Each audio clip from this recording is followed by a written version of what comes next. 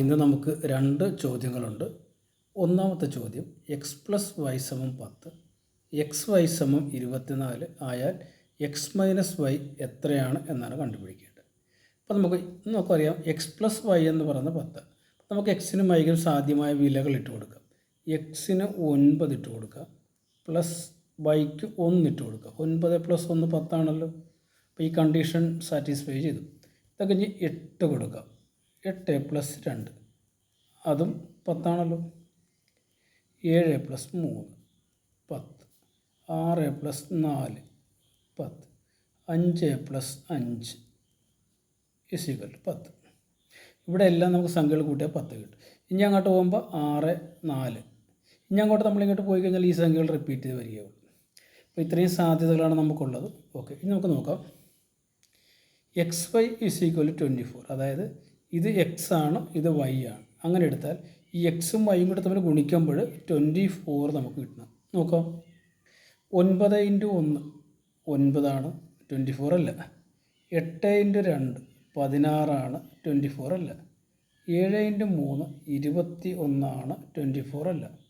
6 × 4 24 ആണ്. നമുക്ക് തന്നിരിക്കുന്നത് എത്രയാണ്? 24 തന്നെയാണ്. അപ്പോൾ ഇത് സാധ്യമാണ്. ഇനി 5 × 5 അത് 25 ആണ്. അപ്പോൾ അതുമല്ല. അപ്പോൾ നമ്മുടെ സാധ്യമായ നമ്പർ എന്ന് പറയുന്നത് 24 ആണ്. അത് ഏതൊക്കെയാണ്?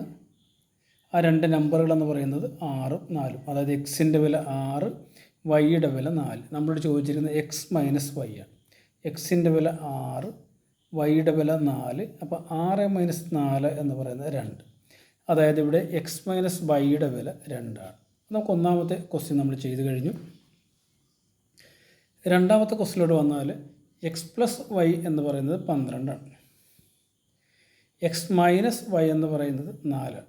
നമ്മളോട് ചോദിച്ചിരിക്കുന്നത് എക്സ് ഇൻറ്റു വൈ എത്രയാണെന്ന്. ഇത് കാണാൻ എളുപ്പമാർക്കും നമുക്ക് ഇങ്ങനെ എഴുതാം. എക്സ് പ്ലസ് വൈ = 12 എന്നെഴുതാം. ഇത് അടുത്തത് താഴെ എഴുതാം.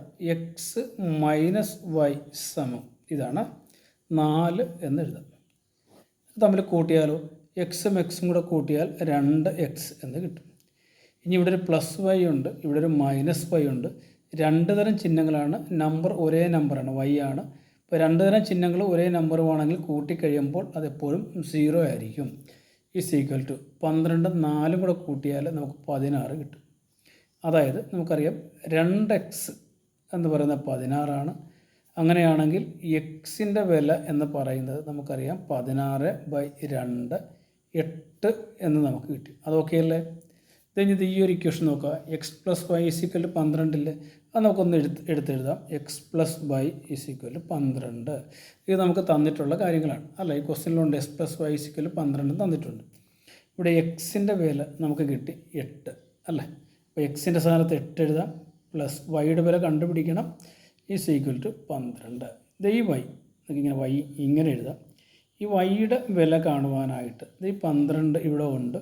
8 നമുക്ക് ഈ സമത്തിൻ്റെ വലതുവശത്തേക്ക് കൊണ്ടുപോകാം. അപ്പോൾ ഇവിടുത്തെ സൈൻ ഏതാണോ അത് ചേഞ്ച് ആവും. അല്ല, ഇവിടെ പ്ലസ് സൈനാണ്. വലതുവശത്തേക്ക് പോകുമ്പോൾ അത് -8 ആയിട്ട് മാറും. അതായത് 12 - 8 എന്ന് പറയുന്നത് 4 ആണ്. അപ്പോൾ നമുക്ക് ഇവിടെ നോക്കാം. എക്സിൻ്റെ വില 8 ആണ്, വൈയുടെ വില 4 ആണ് അല്ലേ? നമ്മളോട് ചോദിച്ചിരിക്കുന്നത് എന്താണ്? എന്താണ് ചോദിച്ചിരിക്കുന്നത്? എക്സ് ഇൻറ്റു വൈ ആണ്. അപ്പോൾ എക്സിൻ്റെ വില നമുക്ക് കിട്ടി 8, വൈയുടെ വില നമുക്ക് കിട്ടി 4. തമ്മിൽ മൾട്ടിപ്ലൈ ചെയ്താൽ നമുക്ക് 32 എന്ന ആൻസർ കിട്ടും. അതായത് നമ്മുടെ ആൻസർ എക്സ് ഇൻറ്റു വൈ എന്ന് പറയുന്നത് 32. ഓക്കേ.